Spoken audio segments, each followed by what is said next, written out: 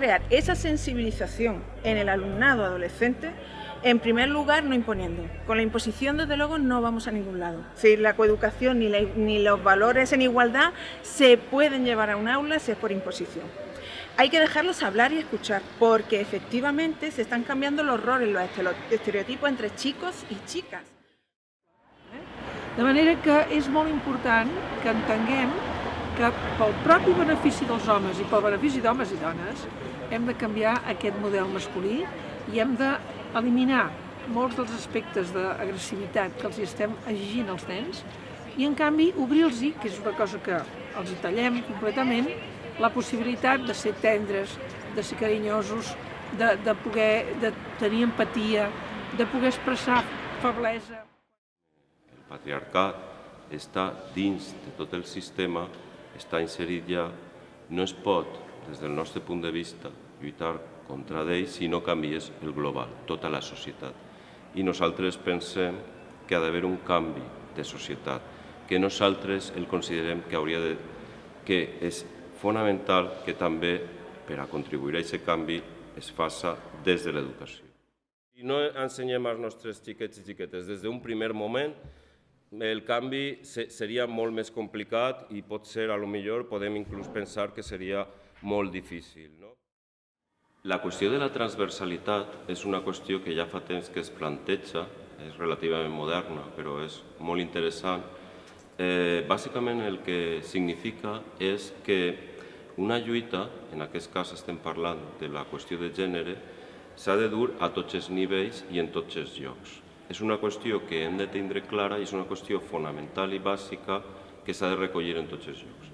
En els centres educatius, en el nostre cas, en els centres educatius, en les famílies, allà on estiga els nostres xiquets i xiquetes. Vull felicitar-vos per moltes coses de les jornades. En primer lloc, el títol, Com dur la igualtat a les aules. Moltes vegades en les jornades es presenta com a pregunta, com dur la igualtat a les aules? Que ja és un primer pas, perquè si se preguntem com fer-ho és perquè vegem possibilitats de fer-ho. Però en aquesta ocasió heu dit ja com dur la igualtat a les aules, com fer aquest camí. Però a més, per a fer aquest camí heu comptat en dones grans, i grans en tots els sentits. Majors, amb experiència, amb moltes coses que aportar, però a més amb una generositat gran de compartir-la amb tots els altres. Una cosa que també és molt d'agrair. Per a nosaltres, Consell Escolar, pensem que el camí dels micromasclismes es veu clarament a l'aula, però és un camí més llarg que comença en la família, que continua en l'entorn i que sí, arriba a l'aula.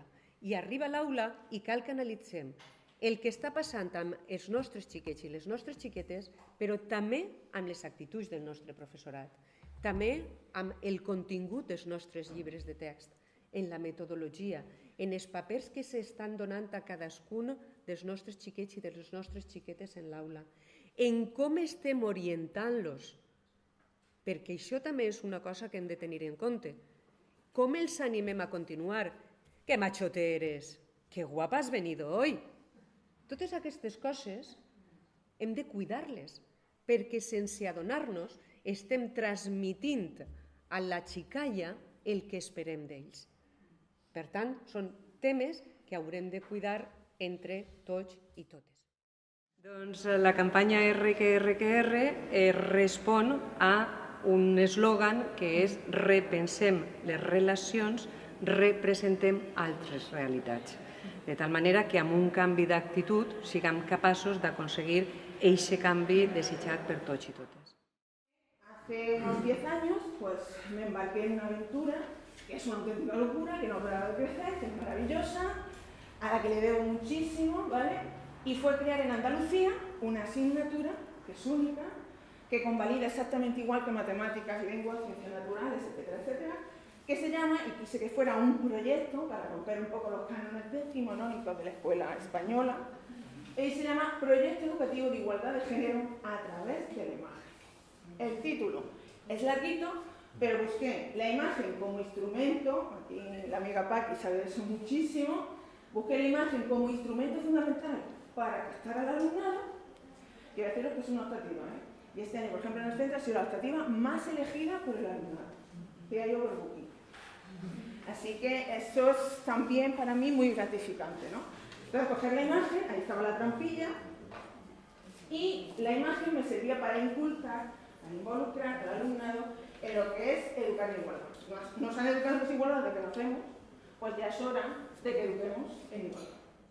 Tienes que conocer perfectamente en el mundo en el que se mueven ellos, en los valores en los que ellos se mueven. Tienes también que conocer lo que ellos ven, incluso en el mundo de internet, de las redes sociales, conocer perfectamente cuáles son además sus necesidades. Y a partir de ahí sí puedes ir elaborando un plan de coeducación que sí te puede acercar de ellos hacia lo que es la propia coeducación y a que tengan ese concepto de que efectivamente se puede transformar el mundo a través de esa igualdad, de esa educación en igualdad. En primer lugar, como he dicho antes, en todos los centros educativos, ya sea de primaria y secundaria, debería de haber profesoras y profesores de igualdad. Como mínimo uno. No solamente esa figura del coordinador, sino que la asignatura de igualdad tendría que ser una asignatura que formara parte del currículum. La figura de la coordinadora, la persona coordinadora de igualdad y convivencia es única en el centro y ha asumido ahora últimamente también algunos aspectos de la igualdad. Debe formar parte de la comisión de convivencia, pero sobre todo, como añadido, debe poner en marcha algunas iniciativas que están reflejadas en la normativa. Una de esas sería trabajar para la explicitación del currículum oculto, trabajar en el sentido de proporcionar formación, instrumentos o dinamizar el centro para potenciar el lenguaje inclusivo, los espacios inclusivos, trabajar sobre los estereotipos en las imágenes, también trabajar sobre la inclusión de las mujeres en las programaciones, que las referencias no sean solamente de pared, sino que entren en el aula, que queden reflejadas a partir de las lecturas, digamos, obligadas. Por ejemplo, en el Neolítico, nosotros, todos nosotros y nosotras, éramos cazadores y recolectoras.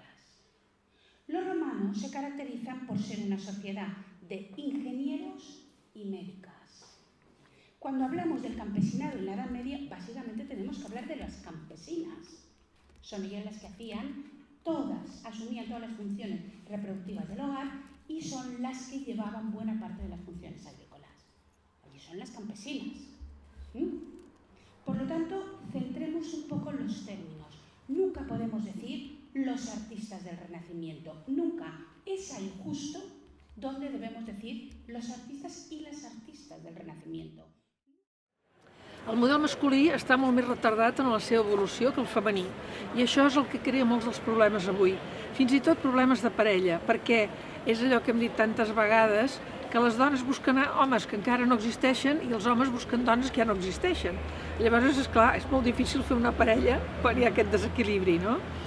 El model masculí s'ha quedat molt en el passat en la idea de que els homes han de ser forts, han de ser potents, han de ser valents, s'han d'enfrontar, han de manar, han de solucionar els problemes. I això veiem que ara no té massa sentit enfront dels problemes actuals i que en canvi té molts aspectes negatius perquè porta a que els homes assumeixen tota una sèrie de riscos que no són necessaris. Cuando había un lobo merodeando por allí, alguien tenía que armarse de valor y salir a pelear por el lobo. Pero se acabaron los lobos. Tenemos lobos de muchos tipos, pero ya no sirve salir así a darle palos, ¿verdad que no? Entonces, claro, los niños, exigirles una masculinidad fuerte, dura, capaz de enfrentarse, valiente, no tiene sentido.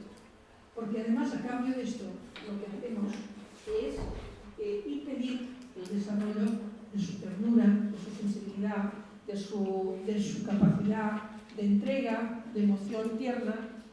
No es que les impidamos emociones, hay muchas emociones que se las estamos fomentando. La emoción del ganador. ¡Vamos a ganar! Fantástico. Pero eso, al lado que hay esto, le estamos impidiendo que llore. Tú no vas a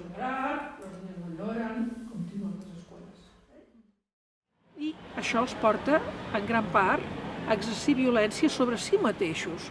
En realitat, els homes són més víctimes de la violència que la violència que exerceixen damunt de les dones. Veiem la violència de gènere. Li hauríem de dir violència de gènere masculí, perquè és una violència del gènere masculí. Va amb el model masculí. Llavors s'exerceix damunt de les dones i la detectem, perquè dones mortes, dones maltractades, però encara hi ha més homes que moren per violència de gènere, sigui per homicidis, sigui perquè ells mateixos es posen amb actituds de que a ells no els hi passa res, que són valents, amb esports de risc, amb situacions de risc, per exemple, a les carreteres, amb tants accidents, etc. I això porta a que la mortalitat masculina sigui molt més elevada amb edats joves que la femenina, per exemple. El tema de los medios de comunicación para nosotras, para la Asociación por la Coeducación, tiene muchísima importancia porque creemos, y esta es una hipótesis que mantenemos, que ahora mismo es el principal reproductor de las conductas y comportamientos en los jóvenes y en la sociedad en general. Y que probablemente dentro de esos medios de comunicación la publicidad es la que menos ha avanzado en la ruptura de los estereotipos y el sexismo. En los procesos de socialización donde interviene la familia, la escuela y los medios de comunicación, además de los iguales y un montón de elementos que conforman el proceso de socialización, esto ha ido cambiando con el tiempo. Ahora mismo, esta es una hipótesis, por ejemplo, que recoge Victoria Camps, el 60% de las actitudes, comportamientos y conductas que reproducen y aprenden nuestros jóvenes vienen de los medios de comunicación. A les aules, a les escoles, arriben les diferències de gènere perquè, clar, partim d'una societat que no deixa de ser desigualitària i això està bé recordar, encara que pugui sonar com a molt conegut i molt obvi, no? Però val la pena, jo crec que val la pena recordar que l'escola, doncs, a l'escola entren aquestes desigualtats, no només de gènere, no? També altres tipus de desigualtats, també de classe social, també desigualtats per qüestions ètniques, d'origen, i clar, entren a l'escola i l'escola no només és un repositori, un calaix de desigualtats, sinó també que reprodueix desigualtats, produeix i reprodueix desigualtats. Aleshores, el gènere està molt present, el que podem considerar com gènere, que és una paraula que no sempre encaixa, però que en els últims anys, des de ja fa molts anys, la considerem com a paraula per explicar les diferències entre identitats, no només d'homes i de dones, sinó també altres tipus d'identitats de gènere, com una construcció social que marca diferències i, per tant, s'espera de manera diferent de xiquetes i xiquets respostes diferents, rendiments diferents, comportaments diferents i diferenciats. I aquestes diferències no només són diferències, sinó que també passen a un estadi següent, que és que generen discriminacions, que poden generar discriminacions.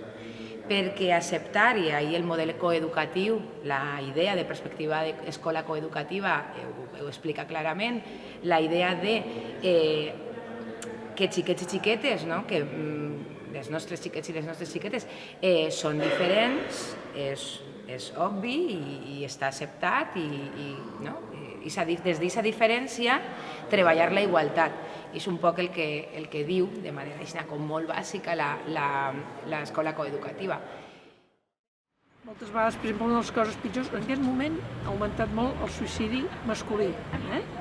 I per què? Al fons la qüestió és, davant dels fracassos que tenen molts homes quan surten al mercat de treball, en comptes de poder-ho expressar, poder entendre què passa i poder-ho superar, o buscar ajuda, que és el que fem les dones en general, doncs ells no veuen sortida i no saben què els hi passa i s'ensorren i tenim més suïcidis. Per tant, és absolutament necessari que canviem el gènere masculí en aquest moment. La recuperación de ese legado cultural es esencial, es una línea que no siempre se ve con claridad, porque los elementos hacia la prevención de la violencia de género y cogen buena parte, en la corresponsabilidad cogen buena parte de la idea de igualdad y todos esos caminos se deben seguir desarrollando. pero en nuestras programaciones no aparecen las mujeres. Eso es uno de los puntos más débiles de nuestro sistema de enseñanza, porque deja a nuestras alumnas sin ese reconocimiento cultural que le corresponde. Toda la tradición literaria, científica, artística, musical, está llena de mujeres desde el principio. Para el profesorado es un deber conocerlas para ejercer con profesionalidad, pero para nuestras alumnas y alumnos es una necesidad. Si no se les reconoce a ellas esas aportaciones culturales, se las deslegitima socialmente.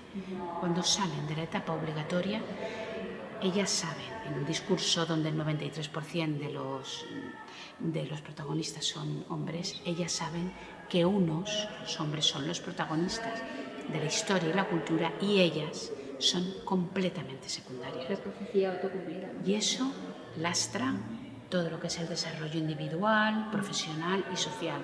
Eso es lo que sustenta el tema de la violencia de género hasta el techo de cristal.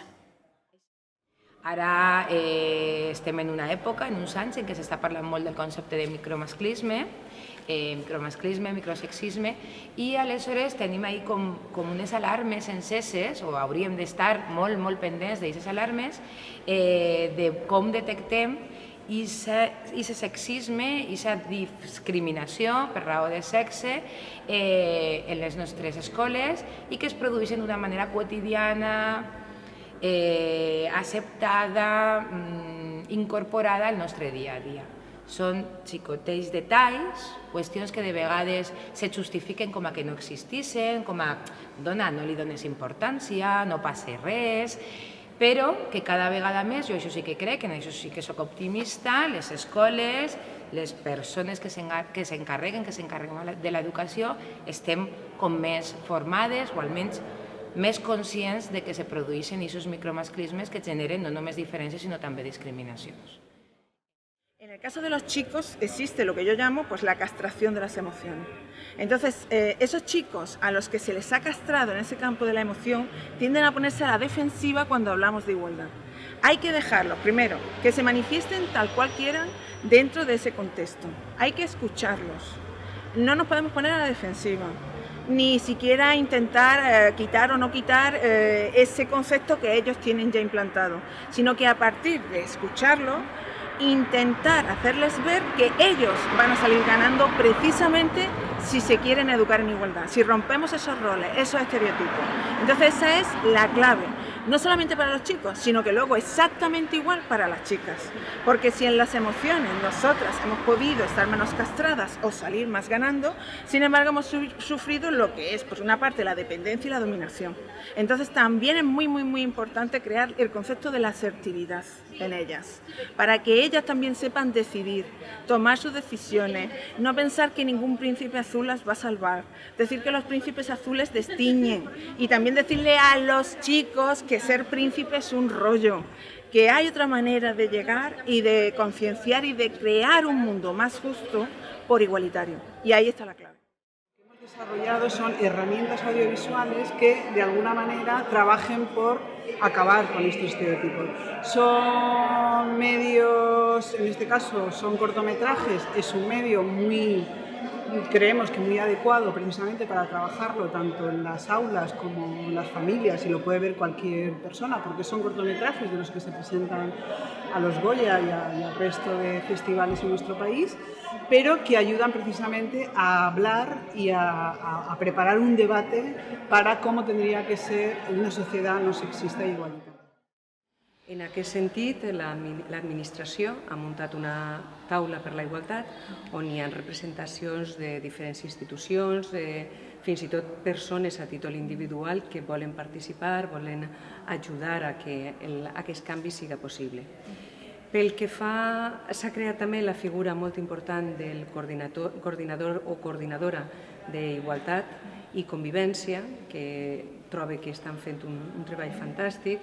S'ha fet un centre de formació del professorat específic de convivència i igualtat que estan treballant també aquests temes, és el CEFIRE d'Inclusiva, i per tant trobo que les línies que s'estan fent són les adients. Pel que fa a les actuacions del Consell Escolar, hem muntat una comissió de coeducació que se n'ocupa de muntar campanyes que ens aprofiten en un doble sentit, que no siguin accions puntuals, sinó que tinguin continuïtat en el temps i, a més, que ens puga permetre aconseguir dades que després estudiarem per tal de fer recomanacions. Què pot fer l'administració? L'administració pot fer molt perquè arriba a molts llocs. Si té clara aquesta transversalitat, si té clara on ha d'intervindre, que sempre ha d'intervindre en aquest tema, allà on estiga, siga el nivell que siga un menjador, siga el centre, per suposat, siga el Consell Escolar del País Valencià, com hem parlat ara, sempre ho tindrà clar i incorporarà aquesta lluita a tots els nivells. Ja us dic, l'administració pot fer molt, però l'administració, una de les coses que nosaltres demanem i que pensem que avançaria moltíssim, és en la qüestió de la participació. Si l'administració, que en l'actual, en alguns temes sí que ho considera, però que ho hauria de considerar en general, ens deixa o permet, tal com estem lluitant i tal com reclamem, a l'ESAMPA i a tota la comunitat educativa, intervindre a tots els nivells i comptar amb nosaltres, si té clar aquest tema en concret o qualsevol altre, però ara estem parlant d'aquest, segur que avançarem perquè amb molta més gent, amb moltes més associacions, hi haurà molta fluïdesa d'idees i si realment les agafem i les portem a la pràctica, avançarem moltíssim. I aquest és el paper que pot tenir, o un dels papers que pot tenir l'administració. Tenir-ho clar, actuar allà on està i deixar participar per a enriquir aquesta actuació.